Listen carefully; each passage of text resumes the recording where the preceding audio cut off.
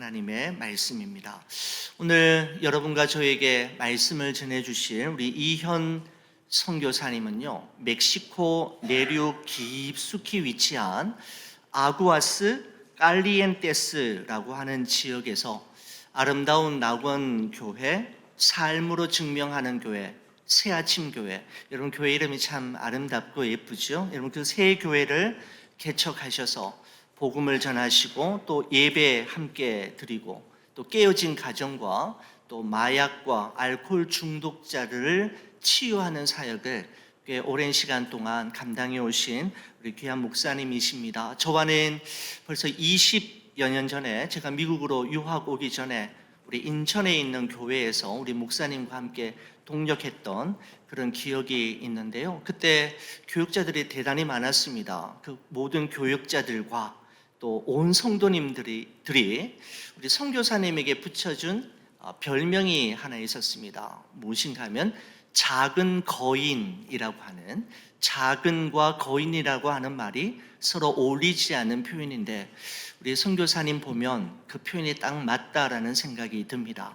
체구는 자그만하시지만 그 안에 예수님이 계셔서 영적 거인처럼 사역하시고 참 열매도 많이 이렇게 맺으시는 그런 목사님으로 제 기억 속에 남아져 있습니다. 자랑스러운 제 동료 목사님이자 또 하나님 나라의 작은 거인인 우리 이현 선교사님을 우리 성도님들께 소개하게 되어서 너무나도 기쁘고요. 우리 선교사님 사모님 오셨어요. 사모님 인사 한번 드리고 바로 모시도록 하겠습니다. 어디 계신가요, 사모님? 예, 저 뒤쪽에 계시는데 우리 박수 한번 보내드릴까요? 예, 감사합니다. 자, 우리 이제 선교사님 등단하셔서 나는 그리스도의 향기라 라고 하는 제아의 말씀으로 또 말씀 증거해 주시고 또 선교 보고도 해 주시겠습니다. 우리 목사님 오실 때 박수로 환영하겠습니다.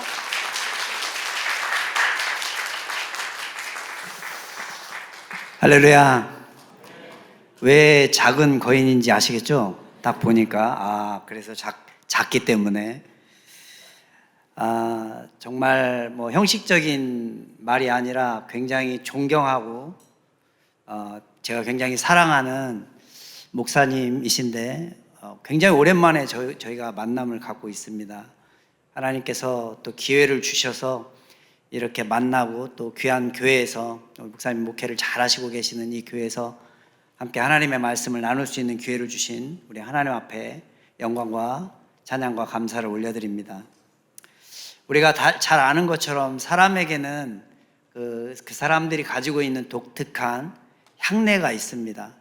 그래서 그 사람이 지나가면 굳이 눈으로 보지 않아도 어떤 사람인지 어떤 사람이 지나갔는지 때때로는 알 수가 있습니다.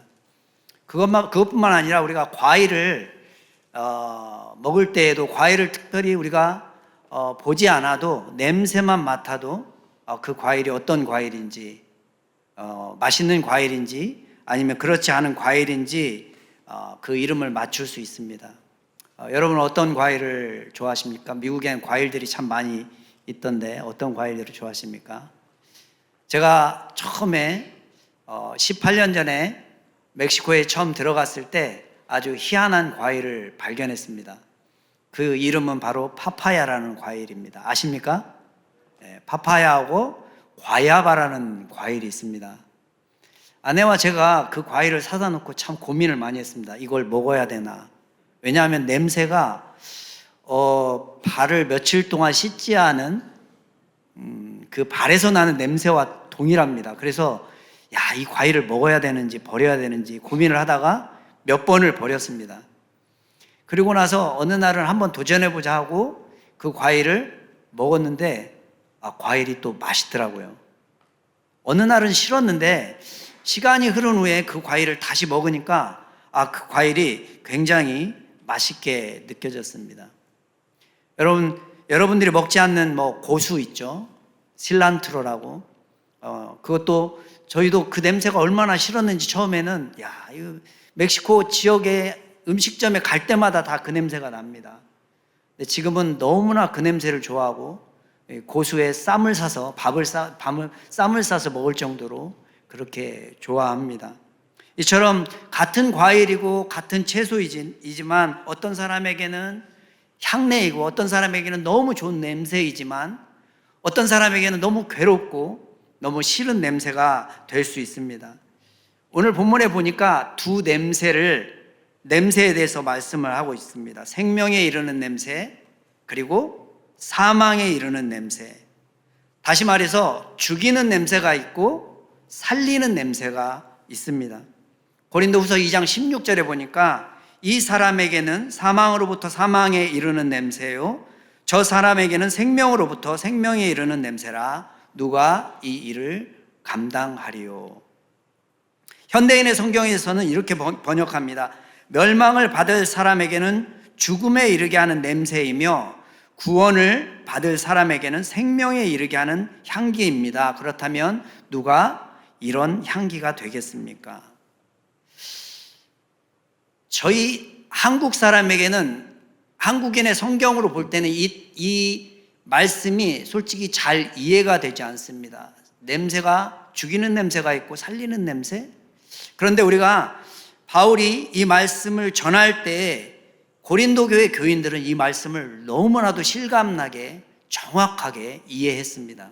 왜냐하면 그 당시의 시대적인 배경을 잘 이해해야 하기 때문입니다. 그래서 잠시 설명드리자면 사도 바울은 로마가 세계를 제패하던 시기에 살았습니다. 당시에 이스라엘은 로마의 속국이었고 또 사도 바울이 사역을 했던 소아시아와 유럽도 모두가 로마의 영향권 아래에 있었습니다. 로마가 세계를 제패할 때 그들이 세계를 제패하는 방식은 평화와 그리고 설득이 아니었습니다. 그들이 전 세계를 정복해 나가는 방법은 칼과 창이었습니다. 강력한 군대를 통해서 세계를 점령해 나갔다는 거죠. 그리고 승리한 장군과 또 군대에 대해서는 성대한 축제를 열어주었습니다. 군대의 장군이 많은 사람들을 죽이고 그리고 한 나라를 점령하고 들어오면 그 사람을 가리켜서 개선 장군이라고 표현을 했습니다. 그 사람이 그 도시에 들어오게 되면 이제 많은 사람들이 나가서 그 사람의 승리를 축하해 줍니다. 그때 그 사람과 함께 같이 오는 것이 그 나라에서 빼앗았던 많은 물건들과 그리고 노예들, 그리고 그 패배한 그 나라의 사람들이 함께 돌아오게 됩니다. 여러분, 이때 로마의 사제들은 어떤 일을 하냐면 향을 피웁니다. 로마의 사제들은 향을 피워서 그 향내가 시내 전역을 향해 퍼져나갑니다. 그럴 때 시내의 모든 살던 사람들은 그 향내를 딱 맡고 우리가 승리했구나, 전쟁에서 우리가 승리했구나라는 것을 알게 된다는 겁니다. 지금은 우리가 SNS 카톡 있잖아요. 그래서 오늘 무슨 일이 있으면 그냥 그 실시간 모든 사람들이 알잖아요. 마치 카톡과 같은 역할을 했어요. 그래서 사제들이 향을 피워서 사람들에게 우리의 승리의 소식을 알려줍니다. 그런데 적군들에게는 어떤 의미입니까? 이 향기가 패배입니다. 우리가 졌구나. 이제 우리는 죽었다. 우리는 밖으로 나가면 안 된다라는 그런 의미를 갖고 있습니다. 그들에게는, 이긴 사람들에게는 너무나도 향기로운 냄새였지만 패배한 사람들에게는 그 냄새가 너무나도 괴로운 냄새였다는 것입니다. 사랑하는 성도 여러분, 예수 그리스도께서 죽음을 이기시고 그 피로 사단의 결박을 푸시고 우리를 자유케 하셨습니다. 믿으십니까? 구원을 허락하셨어요. 우리의 각자의 우리의 삶에 구원을 허락하셨습니다. 예수님께서 승리하셨어요. 이 승리의 소식을 전하기 위해서 향로의 불을 피우고 향기를 온 세상에 보냅니다. 그 향기가 바로 우리가 되어야 한다는 겁니다. 그 향기를 전하는 사람이 되어야 한다는 겁니다. 고린도후서 2장 15절에 보면 우리는 구원받은 자들에게나 망하는 자들에게나 하나님 앞에서 그리스도의 향기다, 이렇게 말씀합니다. 그리스도의 향기, 십자가의 복음에는 두 가지 결과를 가져옵니다.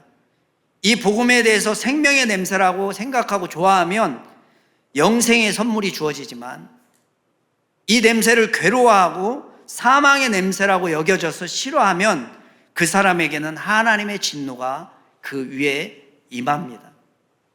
그래서 요한복음 3장 36절에 아들을 믿는 자에게는 영생이 있고 아들에게 순종하지 아니하는 자는 영생을 보지 못하고 도리어 하나님의 진노가 그 위에 머물러 있느니라.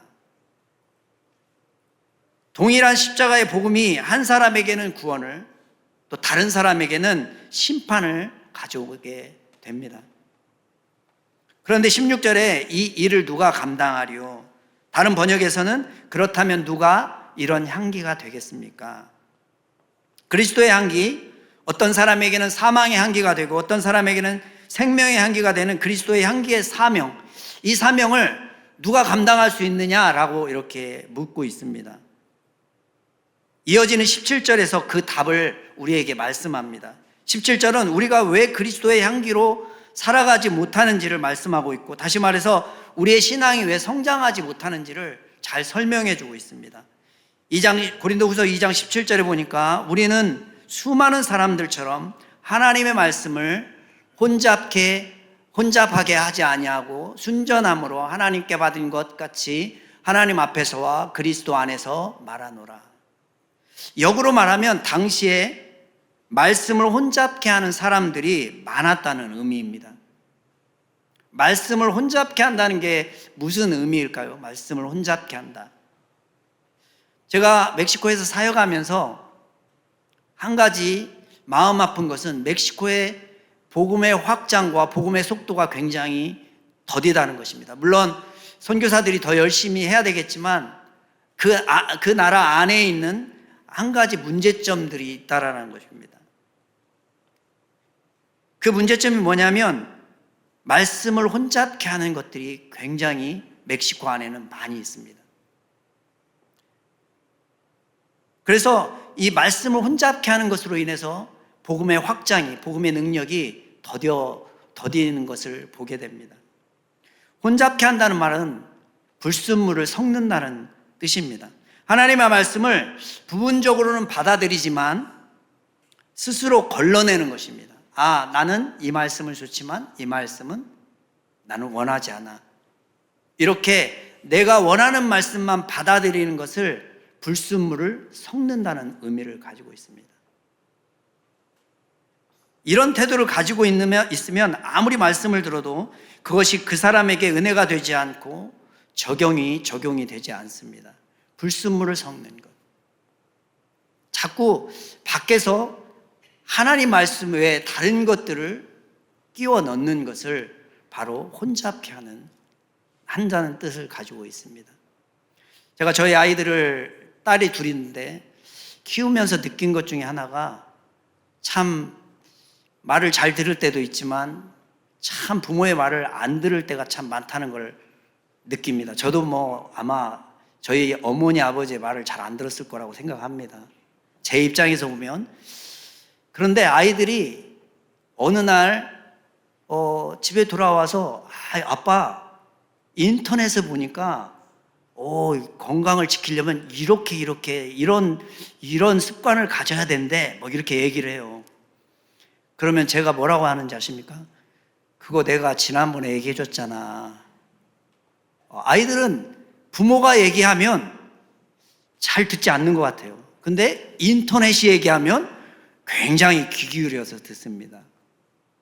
어떻게 보면 교회도 그런 부분들이 있는 것 같아요. 교회 성도님들 중에 어떤 분들은 목사님이 분명히 주일날 설교도 하고 성경 공부도 해서 많이 가르쳤던 내용임에도 불구하고 잘 듣지 않다가 어디 다른 데 가서 인터넷에서 어떤 방송에서 뭐 하나 딱 듣고 와서 목사님 제가 새로운 것을 발견했습니다. 근데 듣고 보면 다 했던 얘기들. 우리가 어쩌면 내 안에 하나님이 주신 말씀에 집중하지 못하고 자꾸 밖에 있는 것들, 불순물들을 섞을 때 우리의 믿음의 성장이 더디다는 것을 깨달아야 한다는 것입니다. 디모데후서 4장 3절과 4절에 보니까 때가 이르리니 사람이 바른 교훈을 받지 아니하며 귀가 가려워서 자기의 사욕을 따르 스승을 많이 두고 또 그 귀를 진리에서 돌이켜 허탄한 이야기를 쫓으리라. 하나님의 말씀은 여러분 전부 맞든지 전부 틀리든지 합니다. 반만 맞고 반만 틀리는 것은 잘못된 거예요. 왜냐하면 하나님의 말씀에는 완전성을 가지고 있기 때문에 그렇습니다. 하나님의 말씀은 완전합니다. 그래서 하나님의 말씀은 100% 맞습니다. 반만 맞고 반만 틀리는 경우가 없다라는 것입니다. 그래서 우리가 이 하나님의 말씀을 전적으로 순종하고 전적으로 받을 수 있는 그런 믿음의 그릇을 소유할 수 있는 우리 성도님들이 되어야 합니다.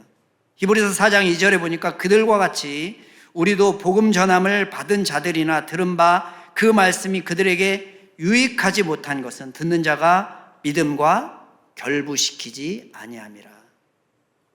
하나님의 말씀을 그대로 받아들이지 못한다는 거죠. 자기의 생각으로, 자기의 해석으로 성경을 바라보는 것입니다. 나의 생각을 섞어서 물타게 하는 것입니다. 자신의 신앙 속에서 우리가 연습해야 될 것은 전적인 순종입니다. 선택적인 순종이 아니라 하나님의 말씀 앞에 딱 서면 전적 순종의 자세를 우리가 가져야 합니다. 그래도 사단이 우리를 무너뜨리려고 해요. 그런데 우리는 어떤 사람들은 하나님의 말씀에 서 있음에도 불구하고 선택적인 순종의 자세를 가지고 살아간다는 것입니다. 멕시코에서 18년째 사역을 하면서 우리 멕시칸 성도들과 전적인 순종을 연습하고 있습니다. 어떻게 하면 하나님 앞에 더 순종할 수 있는지, 어떻게 하면 내 삶을 하나님의 말씀에 더 잘 부합한 삶을 살 수 있는지, 그런 전적인 순종을 연습하는 삶을 살아가고 있습니다. 그래서 저희 멕시코에서도 제가 많이 강조하는 것 중에 하나가 십계명, 그리고 주일 성수와 또 우상 숭배와 이 또 5계명부터 10계명까지의 우리 안에 하나님께서 주신 우리가 어떻게 이 땅에서 살아가야 되는지에 대해서 많이 설명합니다. 멕시코 교회가 저희가 목사님이 소개해 주신 것처럼 하나님의 은혜 안에서 잘 성장하고 있고 잘 같이 사역을 하고 있습니다. 잠시 소개를 드리면 저희는 3개의 교회를 개척했습니다. 원래는 4개의 교회를 개척했지만 한 교회가 어려움이 있고 너무 열악한 지역에 있고 거기에 마약과 카르텔들이 너무 굉장히 많이 간섭하고 그래서 그 교회가 어쩔 수 없이 그 교회는 문을 닫았습니다. 그래서 원래 4교회를 개척했었는데 지금 3교회가 잘 운영이 되고 있습니다. 제가 잠시 그래도 보시면 이해를 도울 수 있을 것 같아서 사진을 준비했습니다. 첫 번째 교회에 저희가 개척한 교회입니다. 건물을 아름답게 지었고요. 한 200명 정도의 교인들이 모여서 같이 예배를 드리고 있고요. 이 안에 우리 한국교회와 똑같이 제가 한국 목회자였기 때문에 한국식으로 목회를 합니다. 멕시코에 가서도. 제가 한국에 있을 때는 새벽 예배를 하는 걸 굉장히 고통스러워했거든요. 담임 목사님이 꼭 나와라. 젊었을 때는 잠을 더 자고 싶은데 내가 멕시코에 가면 이제 새벽 예배 안 해도 되니까 너무 좋겠다 그랬는데 제가 새벽 예배를 하고 있습니다. 왜냐하면 기도에는 다른 방법이 없더라고요. 그래서 새벽 예배를 하면서 같이 성도들과, 그래서 멕시칸들은 새벽 예배가 뭔지를 몰랐어요. 그래서 선교사가 자꾸 새벽에 나오라고 하니까 이 사람이 왜 우리를 새벽에 나오라고 하나, 그래서 처음에는 이상하게 생각하더라고요. 근데 새벽에 정말 그 조용한 시간에 하나님과 깊은 교제를 갖게 되면서부터 그 새벽 예배의 맛을 느끼고 행복해하고 좋아하는 성도님들이 한두 분씩 생기게, 여전히 안 나오시는 분도 계시지만 그렇게 사역을 하고 있습니다. 첫 번째 교회 이렇게 사역하고, 두 번째 교회는 저희가 또 다른 지역에 개척한 교회고요. 그리고 또 세 번째 교회는 저희가 조금 더 가난한 지역만 선교하다가 약간 그 중산층이 모여 사는 지역으로 저희가 들어가서 중산층에 대한 선교가 필요할 것 같아서 중산층 선교를 지금 하고 있습니다. 이 교회는 한 100명 정도 지금 모여서 예배를 드리고 있고요. 잘 성장하고 있고, 저희가 중산층의 교회를 개척한 이유는 이 교회가 좀 잘 성장해서 이 교회를 통해서 가난한 그 멕시칸 교회들을 도울 수 있는, 언제까지 뭐 계속 미국이나 한국에서 계속 도움을 받을 수는 없잖아요. 그러니까 그 자체 멕시코 안에 있는 교회가 멕시코의 교회를 도울 수 있는 그런 방법이 좋을 것 같아서 중산층 교회를 개척했고, 지금 저희가 기도한 대로 지금 잘 성장하고 있고, 이 교회가 가난한 교회들을 조금씩 돕는 일들을 그렇게 하고 있습니다. 그 다음 사진은 저희가 주일학교 아이들이 모여서 예배하는 모습이고요. 저희가 단기팀들이 1년에 한 2차례씩 들어와서 사역을 함께 하고 있습니다. 주일학교 아이들이 참 많습니다. 멕시코는 아이들이 참 많아요. 한 가정이 뭐 어떤 가정은 거의 6명, 7명, 뭐 8명, 10명인 가정도 있습니다. 저희 교회 한 가정은요, 아이가 5인데 3쌍둥이, 그 다음에 두 번째 낳는데 2쌍둥이. 대단하죠? 아이들이 굉장히 많아요. 아이들에게 복음을 전할 수 있는 기회가 굉장히 많은 나라가 바로 멕시코입니다. 이 아이들을 불러오기가 뭐 미국은 어렵잖아요. 불러오는 게 부모가 데려와야 되고, 그런데 아이들이 동네에 가서 아이들을 이렇게 모아서 복음을 전하고 그리고 말씀을 전하는 것들이 굉장히 수월합니다. 그래서 복음을 전할 수 있는 기회가 많은 땅이라고 생각합니다.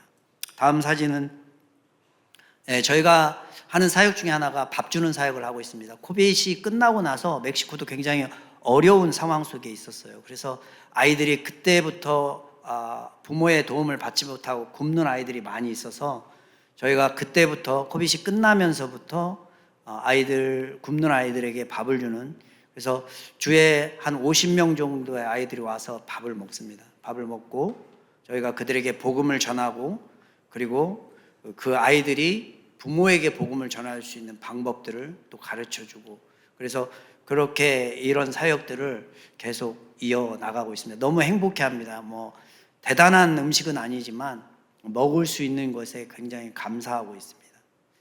그 다음 사진은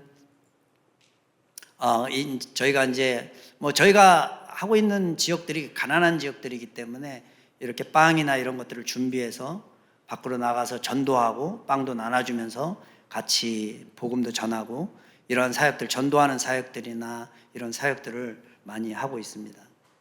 그 다음 사진은요, 이 사진은 지금 저희가 함께 하고 있는 마약센터 아이들입니다.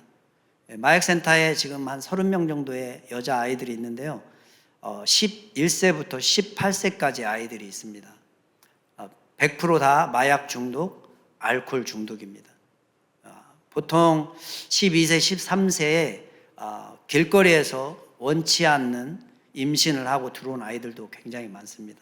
아이들이 12세, 13세에 아이를 출산하면 국가에서 그 아이를 이틀, 3일 만에 빼앗아 갑니다. 아이를 볼 수가 없어요. 그 이후에는 이제 그 국가에서 입양을 하든지 뭐 그렇게 합니다. 이 아이들은 여기에 이제 이 센터에서 이제 회복 훈련을 하는 상황에 있습니다. 저희가 이 사역을 하면서 한 가지 부족함을 느꼈는데, 이 아이들이 이곳을 나가면, 왜냐하면 18세 전에 16세부터 18세 사이에는 이 센터를 나가야 됩니다. 있을 수가 없어요.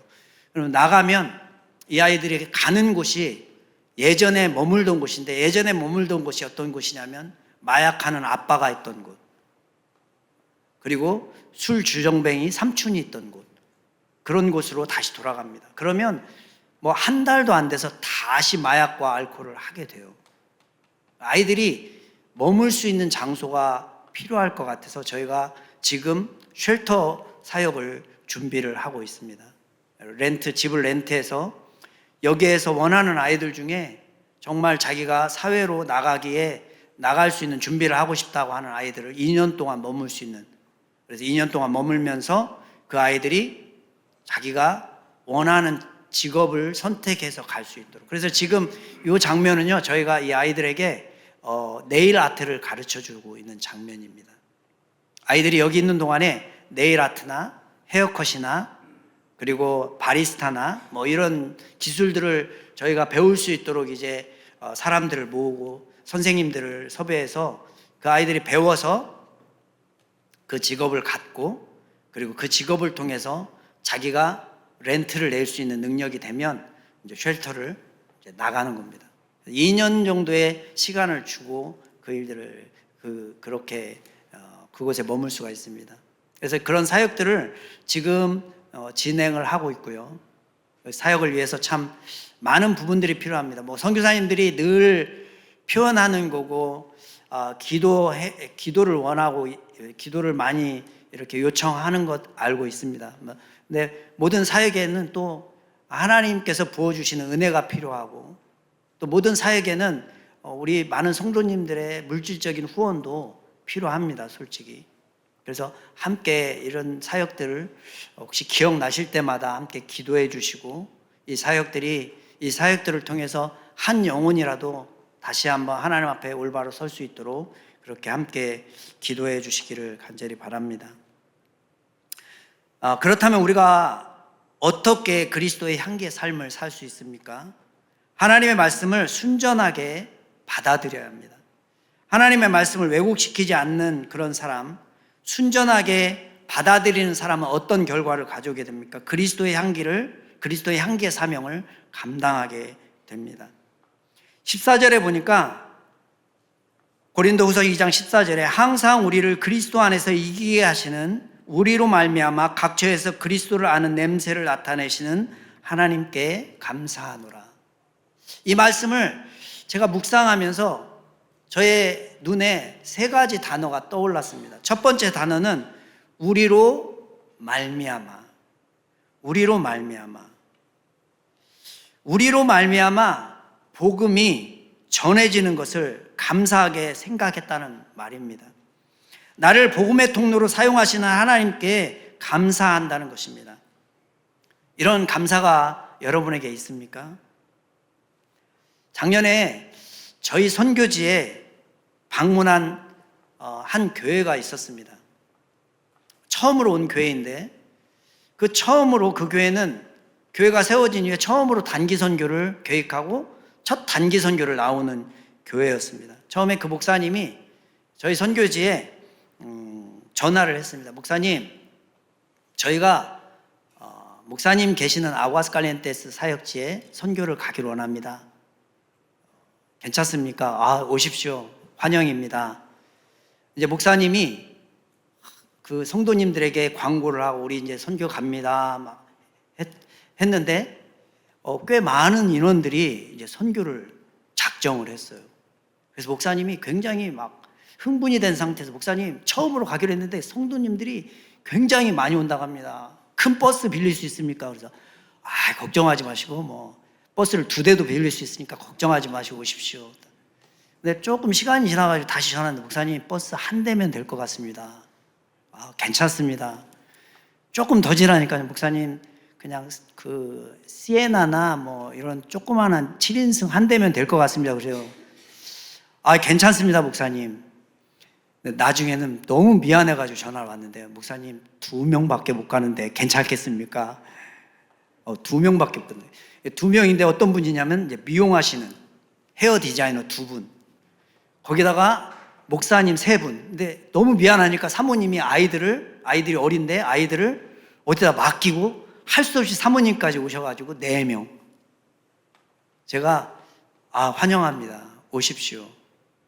첫 시작이기 때문에 어려움들이 많이 있을 겁니다. 그럼에도 불구하고 시작한다는 데 의미를 두고 시작할 때 하나님께서 더 힘을 부어주실 겁니다. 오셨는데요. 오신 이 헤어 디자이너 분들이 초신자예요.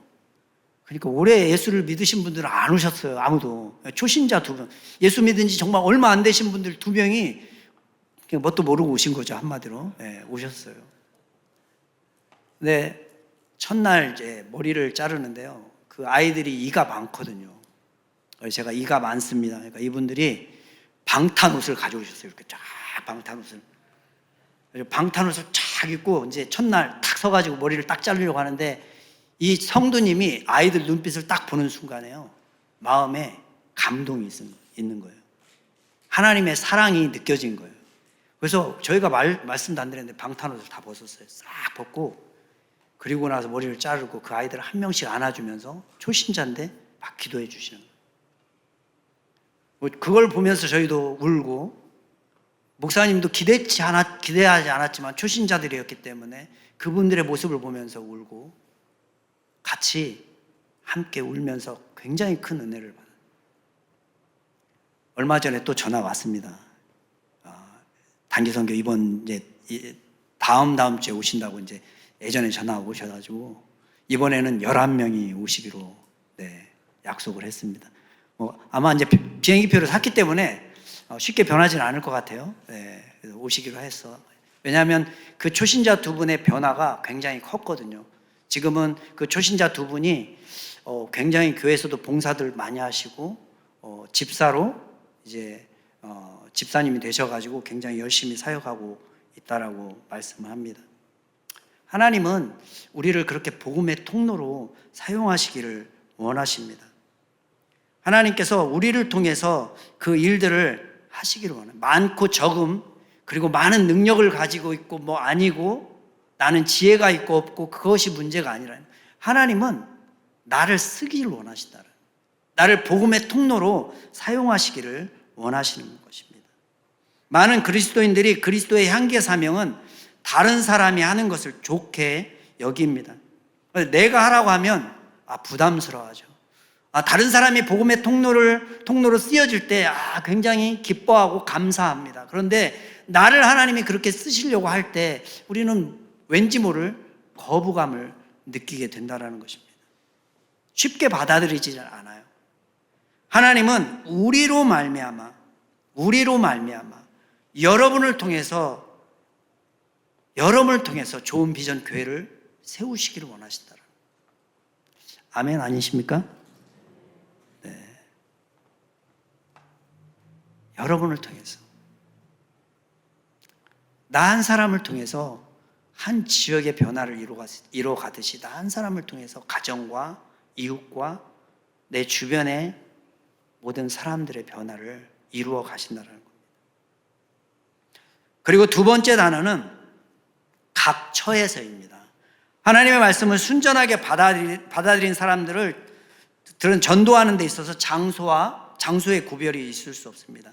그 마음에는 하나님의 말씀이 들어있기 때문에 말씀의 눈으로 본 사람들은 구원을 받아야만 소망이 있는 사람들이기 때문에 바울은 가는 곳마다 그 장소가 어디든지 그 사람과 환경이 어찌하든지 복음을 전했다라는 것입니다.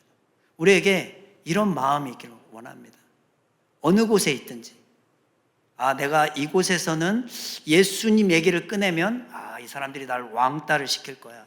이게 아니라 어느 장소에든지 담대하게 예수 그리스도의 이름을 선포할 수 있는 믿음의 사람들 되시기를 간절히 축원드립니다. 마지막 단어는 감사하노라. 그는 전도하는 것이 얼마나 중요한 사건인지를 알았기에 감사하면서, 불평하면서가 아니라 감사하면서 그 사명을 감당하는 것입니다. 어려움이 없어서가 아닙니다. 우리가 그리스도의 향기의 삶을 살면서 복음을 전할 때 거절을 당하기도 하죠. 그리스도의 향기의 삶을 살 때 왕따를 당하기도 합니다.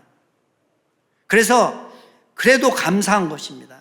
감사로 받으면 버릴 것이 없다고 하셨는데 모든 것을 감사로 받는 것입니다. 감사를 모르는 것은 죄인됨의 증거이고, 감사를 아는 것은 믿음의 삶의 증거이며, 그리고 범사에 감사하는 것은 성령 충만의 증거입니다. 아가서 2장 1절과 2절에 보면 나는 샤론의 수선화와 골짜기의 백합화로다. 여자들 중에 내 사랑하는 가시나무 가운데 백합화 같도다. 이 말씀을 복음성가로 만들었죠. 여러분 잘 아시다시피 가시밭에 백합화 예수 향기 날리니 할렐루야 아멘, 이 찬양을 만들었잖아요. 예수 그리스도를 가시나무 가운데 백합화라고 합니다. 하나님의 피로 값주고 사신 주님의 몸된 교회는 가시나무 가운데 있는 백합화예요. 저와 여러분은 가시나무 가운데 있는 백합화입니다. 세상의 가시가 억세면 억셀수록, 바람이 세면 셀수록 백합화의 향기는 더 멀리 퍼집니다. 세상의 가시가 더 강력하게 우리를 공격하면 이 백합화는 찔려서 그 안에 향기를 더 진하게 품어내는 것입니다. 우리가 가시나무 가운데라는 말은 어려운 세상의 환경을 말합니다. 이민자의 삶이 쉽지 않습니다. 여러분, 가장으로 살아가는 것이 참 쉽지 않습니다. 어머니로, 아내로 살아내는 것이 쉽지 않습니다. 이 척박한 땅에서 그리스도인이라고 말하면서 살아가는 것이 참 쉽지 않습니다. 우리의 삶이 가시나무 가운데 있습니다. 오늘 그리스도인들은 주 예수 그리스도의 이름 때문에 유형, 무형의 가시에 찔려 고통스럽습니다.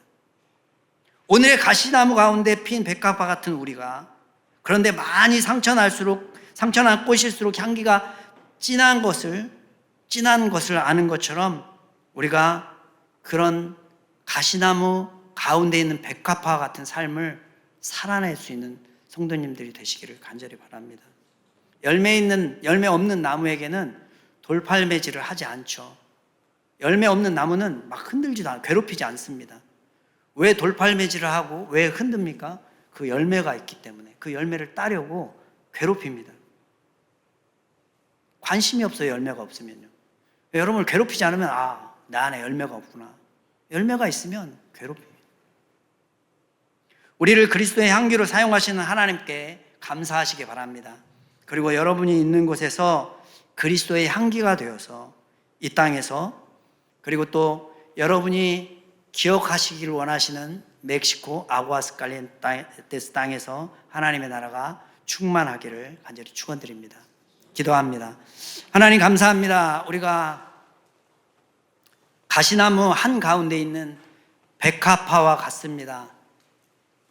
그럼에도 불구하고 우리 안에 은혜가 있고, 그럼에도 불구하고 우리 안에 그리스도의 큰 사랑이 있기에 우리가 백합화의 삶을 살아냅니다. 하나님께서 늘 우리를 사용하시고 또 우리에게 복을 허락하셔서 우리가 이 땅에서 하나님의 사람으로 잘 살아낼 수 있는 믿음의 사람들이 될 수 있도록 우리를 힘주시고 인도하여 주옵소서.